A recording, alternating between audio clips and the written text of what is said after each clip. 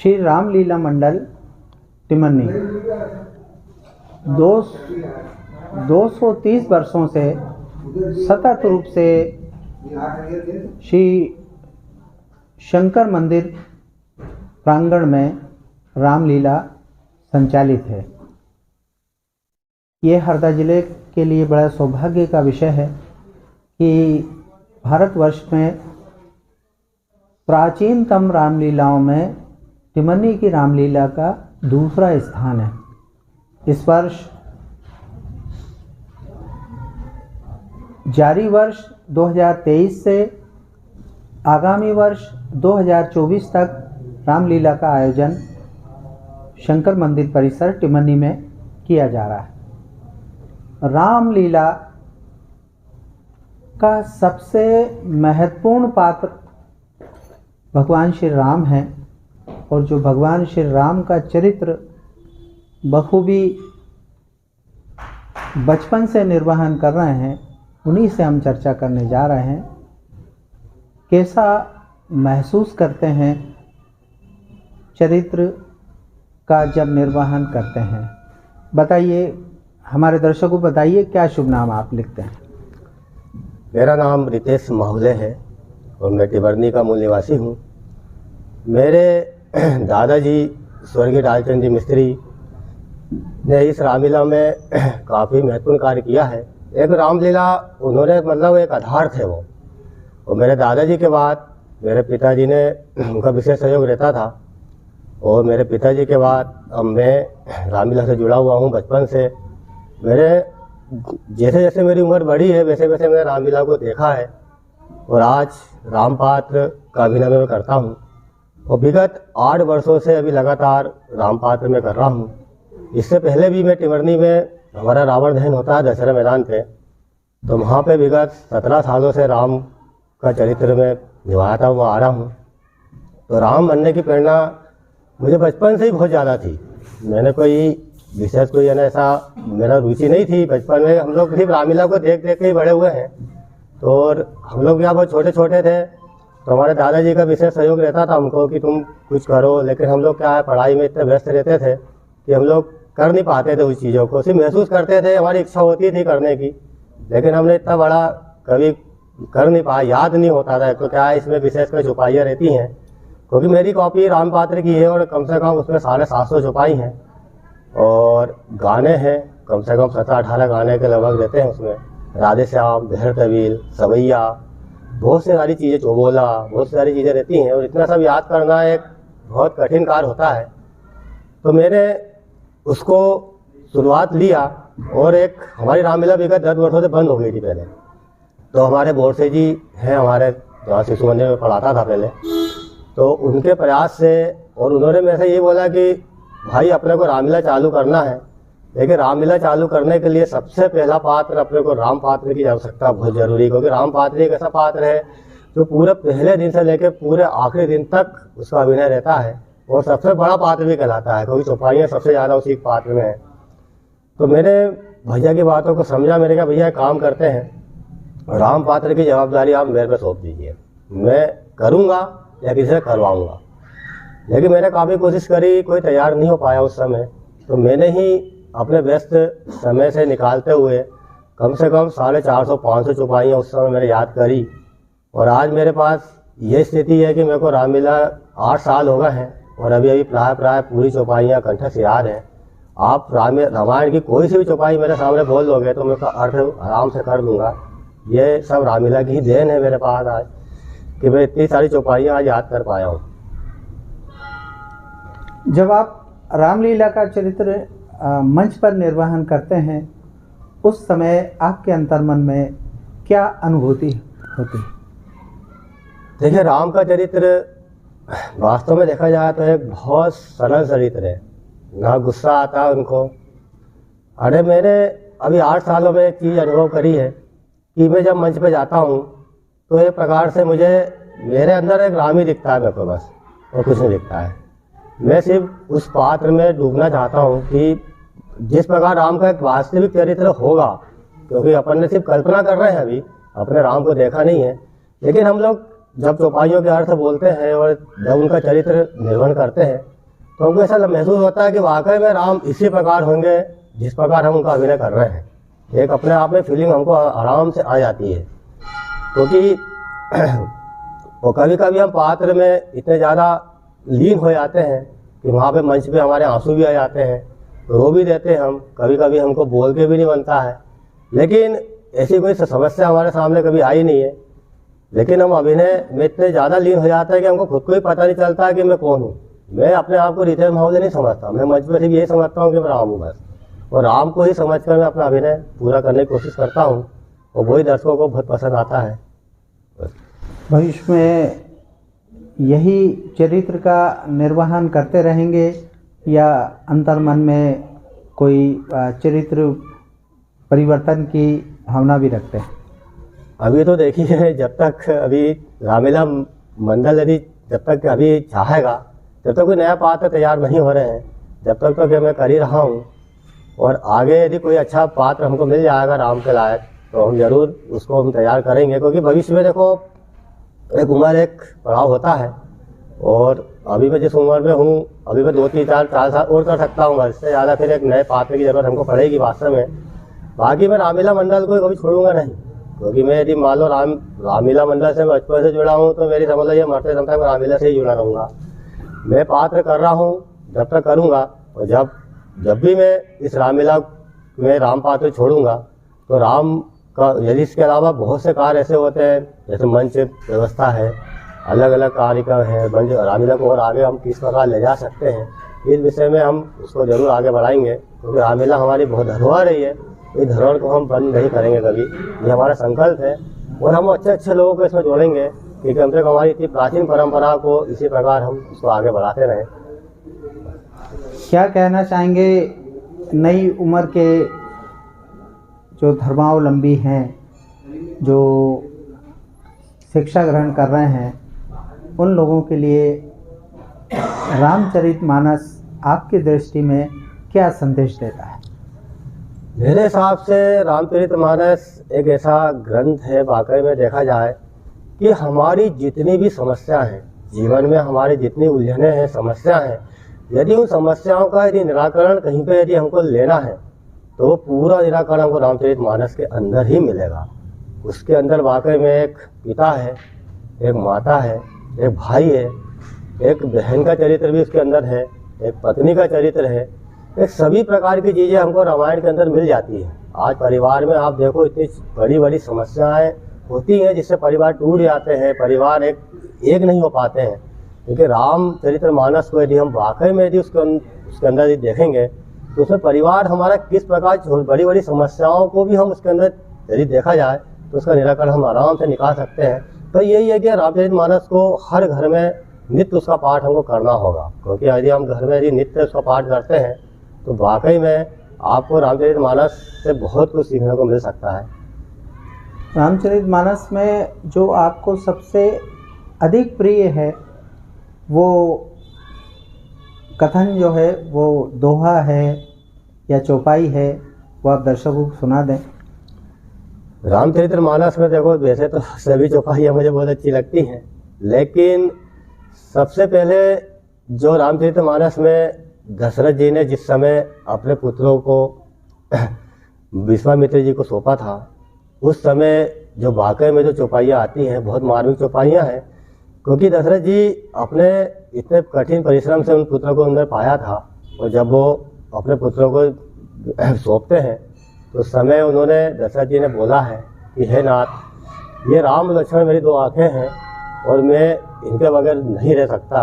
और यही बात उन्होंने माता कैकेयी को भी बोली थी कि राम लक्ष्मण मेरी दो आँखें हैं। और कल ये प्रसंग हमारे यहाँ हुआ था राम वनवास का, उसमें भी ये बातें आई थी। तो प्रसंग वाकई में बहुत अच्छा लगता है मुझे, उसकी चौपाइयाँ भी बहुत मार्मिक लगती हैं। कोई एक चौपाई? चौपाई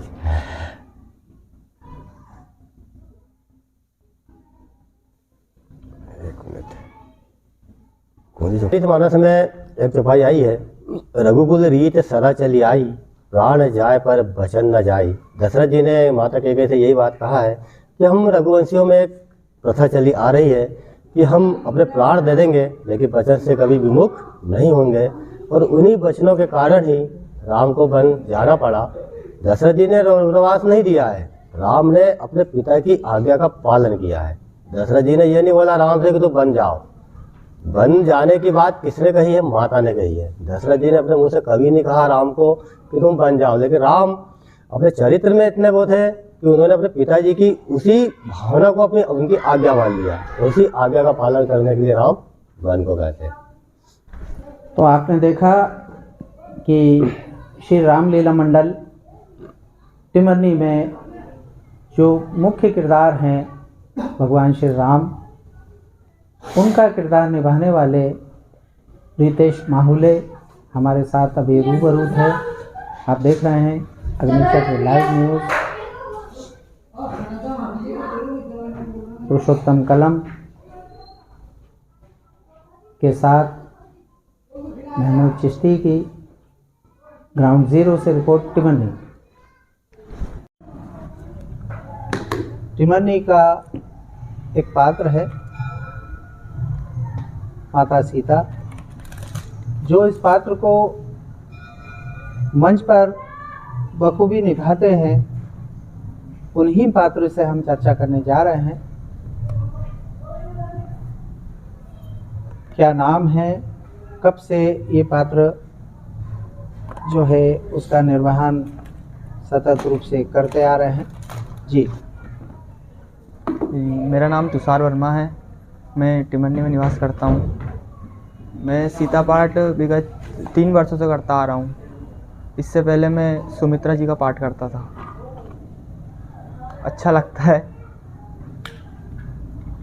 क्या एजुकेशन अभी आपका चल रहा है? मैं अभी कॉलेज में हूँ, फर्स्ट ईयर है मेरा। आप युवा हैं और माता सीता का चरित्र आप मंच पर निर्वहन कर रहे हैं। कैसा आप महसूस करते हैं जब सीता का रूप धारण कर कर आप मंच पर जाते हैं? ये बहुत अच्छा महसूस करता हूँ मैं।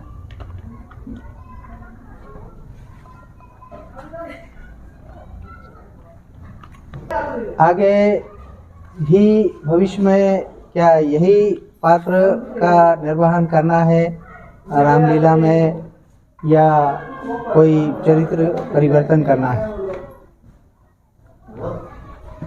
जी, मेरी इच्छा है, मैं एक बार लक्ष्मण पाठ करना चाहता हूँ। तो अभी तक आपको लक्ष्मण पाठ करने का मौका नहीं मिला है क्या? नहीं, अभी मैंने किसी को बताया ही नहीं है। ये मेरी मन से इच्छा है, मतलब अंदर से ही जी, कि मैं करूं। तो आप जब मंच पर जाते हैं माता सीता का रूप लेकर, तो अंतर मन में क्या भावनाएं आपकी उत्पन्न होती हैं? अच्छा लगता है। मैं जब मंच पर जाता हूँ तो मैं भी भूल जाता हूँ कि मैं कोई तुषार वर्मा हूँ। ऐसा लगता है कि मैं सीता जी हूँ। क्या संदेश देना चाहते हैं आज के युवा वर्ग को? मैं यही संदेश देना चाहता हूँ कि वे श्री राम से जुड़े, ऐसे धार्मिक कार्यक्रमों में आएँ और अपने साथियों, दोस्तों वगैरह को भी लाएँ।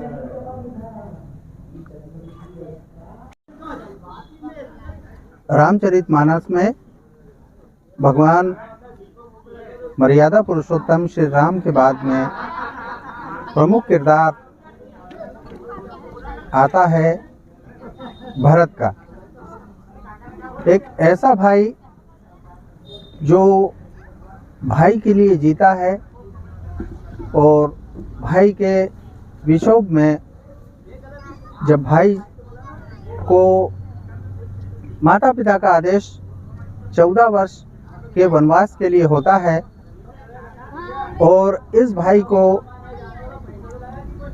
अवध की सत्ता मिलती है, तो ये भाई इतना बड़ा त्याग करता है कि अपने भाई की खड़ाऊं, अपने भाई की चप्पलें सिंहासन पर रखकर और राजपाट अवध का चलाता है।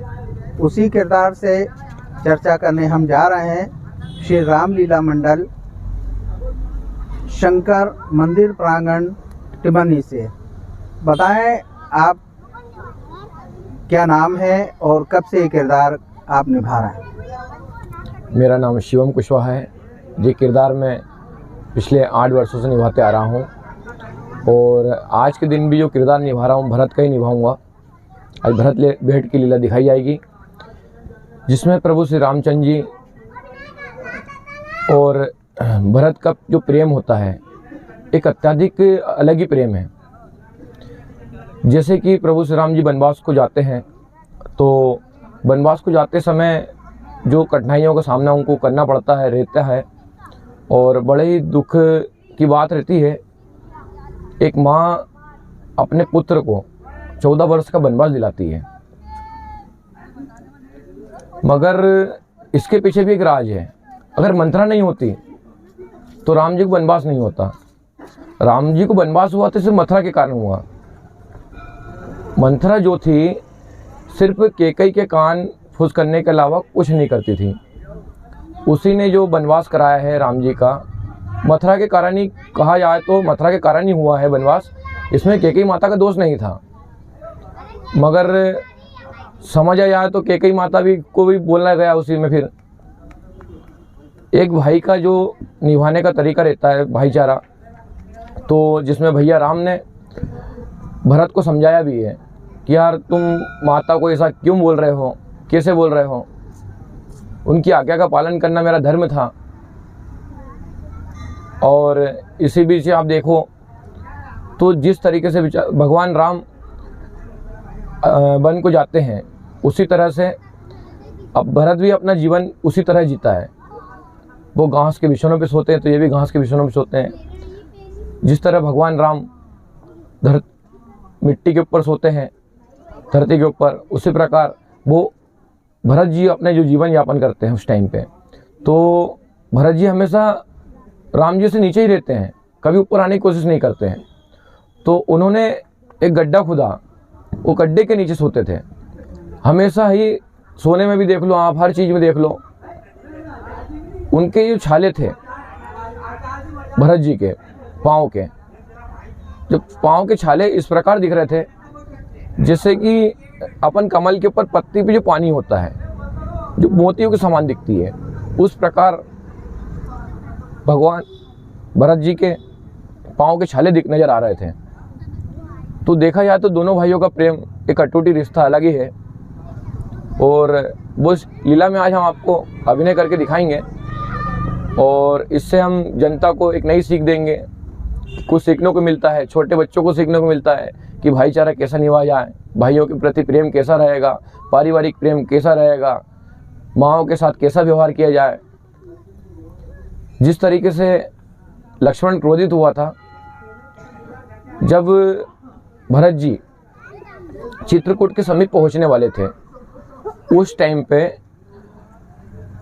अपने लक्ष्मण जी को एक आह्वान हुआ था, कहीं भरत जी सेना के साथ राम जी पर आक्रमण करने तो नहीं आ रहे। फिर उन्होंने बोला, भैया भैया प्रभु श्री राम छोटे पिछले भाई भरत आप पर आक्रमण करने आ रहे हैं। समझाया उन्हों को। तो भैया उन्हें एक ही बात कहते हैं, भैया राम, कि भाई वो मेरा शत्रु नहीं है, वो मेरा भाई है और वो मेरे लिए गलत नहीं सोचेगा। उनको पूर्ण भरोसा था। इतना भरोसा राम को था उतना लक्ष्मण को नहीं था। लक्ष्मण को ऐसा लगता था कि भगवान श्री रामचंद्र जी को कैकेयी माता उनकी माता थी भरत की, उन्होंने वनवास कराया। वनवास कराया तो उनको ऐसा लगा कि भरत भी उसी तरह है जैसे कैकेयी माता हैं, उन्हें ऐसा हानि हुआ, इसलिए वो आक्रमण के लिए आकर्षित हुए। तो जय श्री राम, हम लीला आपको पूरी करके दिखाएंगे अपने YouTube चैनल के माध्यम से। हमारे भैया का YouTube चैनल है, आप इन्हीं के माध्यम से पूरी लीला का आनंद लें। देखिए आज भरत भेंट की लीला आपको दिखाई जाएगी रात्रि 8:30 बजे से, शुक्रवार शंकर मंदिर मैदान टिमरनी। ये भावना आपकी रामचरित मानस में जो पाठ है भरत का, तो ये आपके मन में ये भावना कि यही पात्र का आपको निर्वहन करना है कैसे उत्पन्न हुई? जब मैं शुरू साल जब रामलीला मंडल में आया तो जो भाई हमारे भरत का निर्वहन करते थे उन्होंने उस साल करने से मना कर दिया। तो हमें फिर आए तो हमें भरत का ही सबसे पहले पार्ट मिला। और ऐसा नहीं है, हम भरत के अलावा लेडीज़ पार्ट भी और करते हैं, पार्वती जी का करते हैं, सुंदरी का करते हैं, मंदोदरी करते हैं। हमें इस बात की कोई शर्म नहीं है कि हम लेडीज़ पार्ट भी करते हैं। हमें गर्व है कि हमें भगवान के आचरणों का अपने समय अनुसार करने का मौका मिल रहा है, अपने जीवन में अवतरित होने का मौका मिल रहा है। ऐसा सौभाग्य किसी को नहीं मिलता है। हमें इस बात की बहुत खुशी है। कैसा प्रतीत होता है आपको भरत का रोल करते समय? भरत का चरित्र निभाते समय हमें ऐसा व्यतीत होता है, एक भाई के प्रति जो प्रेम होता है वो बहुत ही अटूट प्रेम है। ऐसा प्रेम हम चाहते हैं कि हर घर में बना रहे, एक परिवार बहुत अच्छे तरीके से बना रहे। हम लोगों को रामलीला के माध्यम से भी एक शिक्षा दे सकते हैं। लोग देख रहे हैं, रामलीला रोज आते हैं तो उसमें है हर नई कहानी का रिश्ता रहता है। तो लोगों को इससे सीख लेना चाहिए कि भरत और राम का जो प्रेम था एक अटूट रिश्ता रहा। चारों भाइयों कैसे रहते थे, मतलब प्रभु श्री रामचंद्र जी ने माता कैकेयी की आज्ञा मानकर 14 वर्ष तक वनवास काटा। यहाँ तक कि अपने पिता दशरथ जी की भी नहीं सुन पाए, क्योंकि उनके 2 वचन थे। दशरथ जी ने 2 वचन दिए थे, तो रानी कैकेयी ने समय आते ही वो 2 वचन मांग लिए। अगर मंत्रा नहीं बोलती तो वो 2 वचन नहीं मांगती। ये सारी करतूतों की जड़ जो थी मंत्रा थी। धन्यवाद। तो आप देख रहे थे जो श्री शंकर मंदिर प्रांगण में जो 230 वर्षों से सतत रूप से रामलीला का मंचन किया जा रहा है, और रामलीला के एक विशेष पात्र जो भगवान श्री राम के प्रिय अनुज थे भरत, उनका जो किरदार निभा रहे हैं, उनका जो पात्र बनकर और यहाँ मंच पर अपना भरत का किरदार का मंचन कर रहे हैं, उन्हीं से हमने चर्चा की। आप देख रहे हैं अग्निचक्र लाइव न्यूज़, सैयद मोहम्मद अली चिश्ती के साथ में विजय दुबे, ब्रजेश रिछारिया की खास रिपोर्ट। जय जय श्री राम।